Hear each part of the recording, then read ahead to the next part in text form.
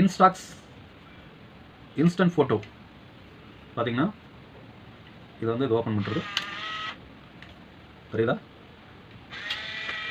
Close பண்ணிட்டேன், மறுபடியும் open பண்ணிட்டேன். இதெல்லாம் ஃபோட்டோ எடுக்கலாம்.